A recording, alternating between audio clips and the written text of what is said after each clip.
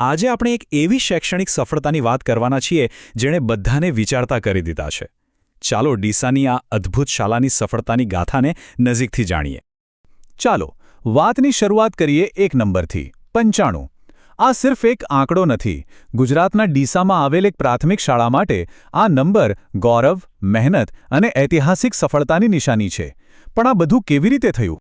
આ કહાણી છે શ્રીમતી M.U. પિથાણી આદર્શ પ્રાથમિક શાળાની, જ્યાંના 95 વિદ્યાર્થીઓએ સ્ટેટ લેવલની કોમન એન્ટ્રન્સ ટેસ્ટ એટલે કે CET પરીક્ષામાં મેરિટમાં સ્થાન મેળવ્યું છે. હા, તમે બરાબર સાંભળ્યું, એક બે નહીં, પૂરા 95. આ કોઈ સામાન્ય સિદ્ધિ નથી.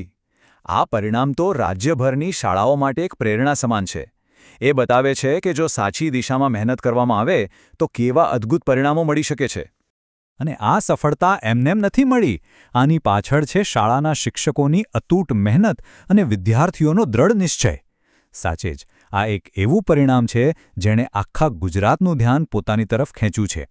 દરેક મોટી સફળતાની પાછળ કેટલાક તેજસ્વી ચહેરાઓ હોય છે. તો હવે સવાલ એ થાય કે આ શાનદાર પરિણામનું નેતૃત્વ કોણે કર્યું? ચાલો મળીએ એ ટોપ સ્ટુડન્ટ્સને. તો આ રહ્યા એ ચમકતા સિતારાઓ. પહેલા નંબરે છે જાડેજા દીક્ષિત, 98 માર્ક્સ સાથે. વાહ! પછી છે દિવ્યાંગ પુરોહિત, 95 માર્ક્સ સાથે.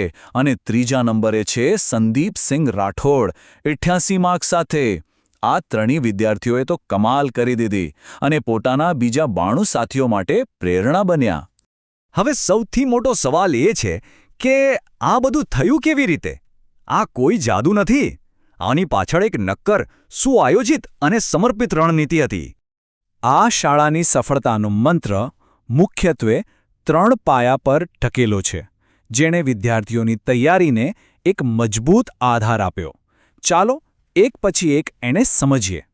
સૌથી પહેલું હતું ટેકનોલોજીનો સ્માર્ટ ઉપયોગ. શાળાએ જૂની પદ્ધતિઓ છોડીને ડિજિટલ બોર્ડ્સ અપનાવ્યા. એનાથી શું થયું? ભણતર એકદમ ઇન્ટરેસ્ટિંગ અને વિઝ્યુઅલ બની ગયું, જેથી અઘરા વિષયો પણ વિદ્યાર્થીઓ સહેલાઈથી સમજી શકતા હતા. બીજો પાયો હતો સતત પ્રેક્ટિસ અને ટેસ્ટિંગ. શાળાએ નિયમિત રીતે પ્રેક્ટિસ ટેસ્ટ અને મોક ટેસ્ટ લીધા, જેથી વિદ્યાર્થીઓને પરીક્ષાનો માહોલ કેવો હોય એનો પૂરો ખ્યાલ આવી ગયો. એનાથી પરીક્ષાનો જે ડર હોય ને એ જ નીકળી ગયો અને આત્મવિશ્વાસ વધી ગયો. અને ત્રીજું અને કદાચ સૌથી મહત્વનું એ હતું સમર્પણ. જરા વિચારો, શનિવાર, રવિવાર, અરે જાહેર રજાના દિવસોમાં પણ સ્પેશિયલ ક્લાસ લેવામાં આવ્યા. આવું ડેડિકેશન હોય પછી પરિણામ તો શાનદાર આવે ને.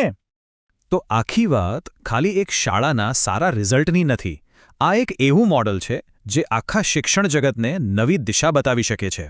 એટલે કે આખી વાતનો સાર એટલો જ છે કે જ્યારે નવી ટેકનોલોજી, સતત મહેનત અને શિક્ષકોનું પૂરેપૂરું સમર્પણ ભેગું થાય ત્યારે આવા ચમત્કારિક પરિણામો મળે છે.